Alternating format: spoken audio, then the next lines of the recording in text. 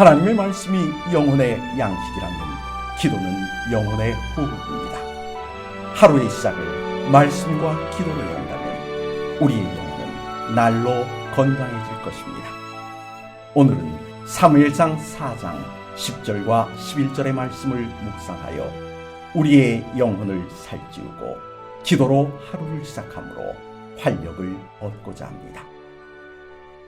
블레셋 사람들이 쳤더니 이스라엘이 패하여 각기 장막으로 도망하였고 살육이 심히 커서 이스라엘 보병에 엎드려진 자가 3만 명이었으며 하나님의 궤는 빼앗겼고 엘리의 두 아들 홈니와 비느하스는 죽임을 당하였더라.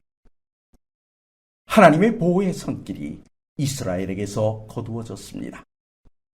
그럼에도 이스라엘은 나가서 블레셋 사람들과 싸우려고 에베네셀 곁에 진을 쳤습니다. 하나님의 보호의 손길이 거두어졌기에 이 전쟁에서 이스라엘 군사 중 3,000명이나 죽임을 당했습니다. 이에 당황한 이스라엘 장로들이 나름대로 승리의 비결을 생각해 보았습니다.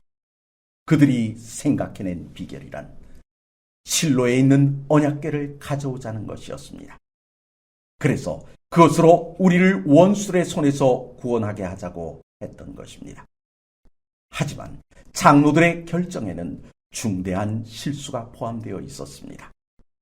이스라엘의 역사를 살펴보면 여리고성에서와 같이 언약궤가 앞장섬으로 하나님의 능력으로 전쟁에서 승리를 거둔 예가 있었던 것은 사실입니다.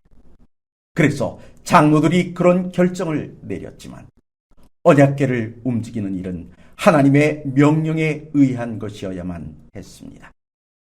하지만 오랜 세월 하나님의 말씀을 등지고 살다 보니 그들은 그런 결정을 하나님의 뜻을 묻지도 않고 스스로 내리고 말았던 것입니다. 언약궤가 무엇입니까? 십계명이 담긴 하나님의 임재의 상징입니다. 하지만 이 상징적인 성물이 하나님의 임재로 이어지려면 하나님의 뜻이 함께하여야 합니다.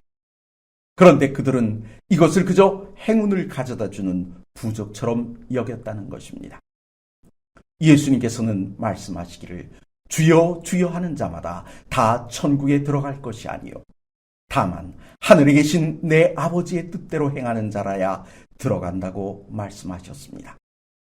천국에 들어가는 것도 아버지의 뜻이 있어야 하고 이 땅에서 구원을 얻는 것도 하나님의 뜻이 선행되어야 한다는 것입니다.